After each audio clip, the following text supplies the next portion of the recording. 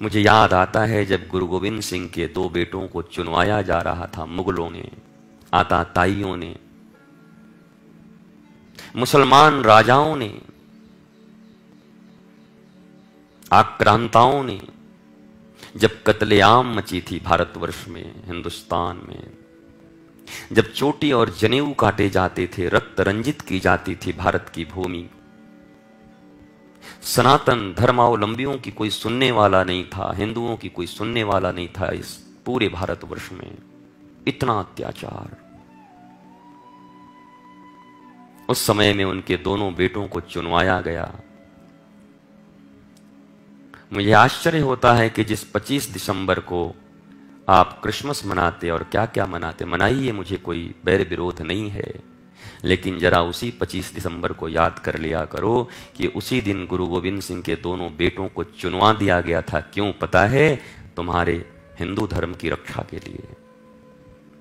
नन्हे नन्हे बालक, एक 15 साल का, एक 11 साल का, कैसे युवराज जैसे गोरे पुत्र इस्लाम धर्म कबूल कर ले और नहीं तो तुझे चुनवा दिया जाएगा। भारत भूमि की रक्षा के लिए, सनातन धर्म की रक्षा के लिए, अपने धर्म की रक्षा के लिए दीवारों में चुन दिए गए, पर विधर्मियों के धर्म को स्वीकार नहीं किया। 15 साल का बेटा खड़ा था और पहले 11 साल के बेटे को चुना जा रहा था, तो आंखों में आंसू आ गए।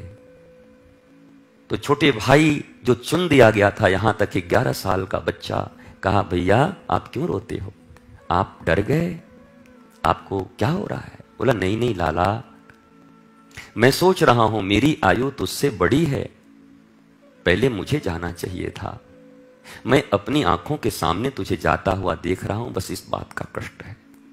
पहले मुझे चुन देते। और जानबूझकर वो विधर्मी, वो शासक, वो मुगल, वो मुसलमान जानबूझ के ऐसा कर रहे थे।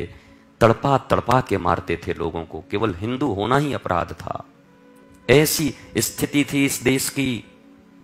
उस स्थिति से हमें बचाया है हमारे पूर्वजों ने।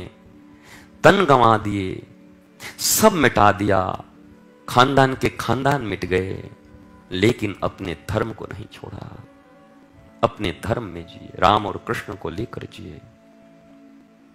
आज उसी देश की कैसी स्थिति है कि जातिवाद के नाम पर लड़ाई हो रहा है, वर्ण के नाम पर लड़ाई हो रहा है, विखंडित किया जा रहा है सनातन धर्मियों को, हिंदुओं को मिटाया जा रहा है, एक दूसरे से भिड़ाया जा रहा है।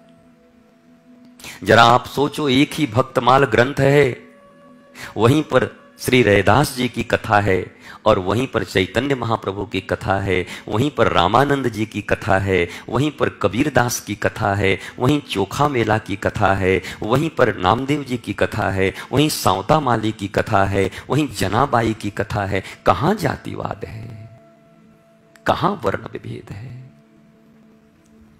ये तो वोट के सौदागरों ने तुम्हें बांट दिया है, जिनकी तिजोरियां भरी पड़ी हैं, तुम्हें बांट दिया, अलग अलग कर दिए तुम्हें। वरना जिस धर्म को बचाने के लिए 11-11 साल के बच्चे चुन दिए गए हों और मुस्कुरा रहे हों, भैया रोना मत, और फिर 15 साल के बच्चे को चुन दिया। जाओ दिल्ली, गुरुद्वारा शीशगंज, शीशगंज नाम क्यों है? गुरु तेग बहादुर जी के नाम पर है। कश्मीरी पंडितों को, कश्मीरी हिंदुओं को जब जबरदस्ती इस्लाम पकड़ाया जा रहा था, बहन बेटियों को मारा जा रहा था, खुले आम रक्त रंजित थी पूरी भूमि, तो आकर तेग बहादुर जी से उन्होंने कहा, मेरी रक्षा कीजिए। उन्होंने रक्षा के लिए तलवार उठाई। तो औरंगजेब शासक था, उसको किसी ने कहा कि अगर ये तेग बहादुर, गुरु तेग बहादुर इस्लाम धर्म स्वीकार कर लें तो सारे हिंदू फिर आपके पांव के नीचे होंगे, सब इस्लाम स्वीकार कर। उसने ऑफर किया कि या तो कर ले, नहीं तो तुझे मरवा दूंगा। धर्म की रक्षा के लिए गुरु साहब, गुरु तेग बहादुर, गुरुद्वारा शीशगंज नाम भी नहीं सुनते। कैसे इतिहास पढ़ाए गए हैं हमें। मैं तो कहता हूं कि अगर भारतवर्ष का सच्चा इतिहास ही हमारे ललनाओं और हमारे बच्चों को पढ़ा दिया जाता तो ये सब धर्म की रक्षा कर लेते। आज जिस धर्म की रक्षा के लिए नन्हे नन्हे बच्चे 10-11 साल के लोगों ने तलवारें उठाकर इस महान सनातन परंपरा को बचाने के लिए, और हम पता नहीं क्या क्या गाए जा रहे हैं, अल्लाह मौला ये वो, जो मन वही गाते जा रहे हैं। ये पूरा का पूरा फिल्म इंडस्ट्रीज, पूरा का पूरा ये बहुत बड़ा हमला है हमें इस्लाम धर्म कबूल करवाने के लिए, बेधर्मी बनाने के लिए।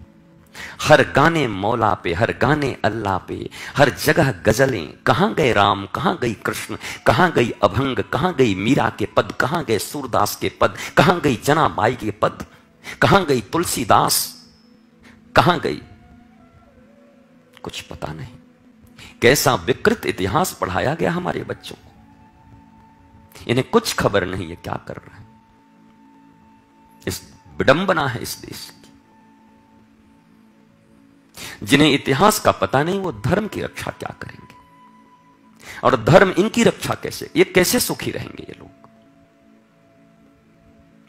उन गुरु तेग बहादुर जी को आपको पता है गरम तवे पर नंगे बदन करके रोटियों की तरह सेक दिया गया। अब भी स्वीकार कर ले, बोला नहीं, राम मेरे राम धर्म नहीं छोड़ सकता। बालू गरम करा के उनके ऊपर छीटे जाते, गरम बालू।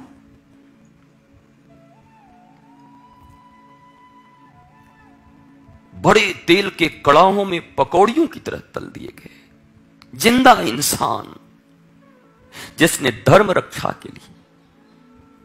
हम उनकी इतिहास नहीं पढ़ते, हम ये बाबर, औरंगजेब, अकबर, इनका इतिहास पढ़ते हैं। कितना बड़ा धोखा हुआ हमारे साथ, कितनी बड़ी साजिश है ये, हमारी पूरी संस्कृति को और हमारे पूरे मानवता को मिटा देने की। जो सनातन परंपरा वसुधैव कुटुंबकम की बात करता है उसे मिटाया जा रहा है। जहां केवल तलवार, जहां केवल बम, जहां केवल आतंकवाद है वो हमें बनाया जा रहा है। जहां सहनशीलता नहीं, क्षमा नहीं, मार डालो, काट डालो।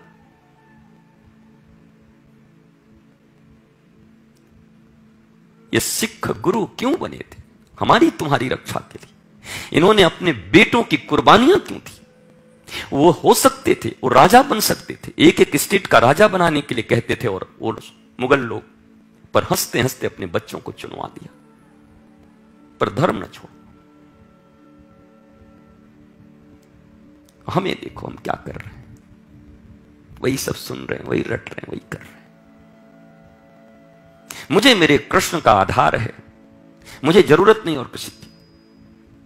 मेरे गुरु और मेरे कृष्ण मेरे लिए समर्थ हैं, मेरी किशोरी, मुझे और कुछ रचने की जरूरत नहीं। मैं उन महापुरुषों को याद करता हूं बस जिन्होंने मेरे धर्म की रक्षा की।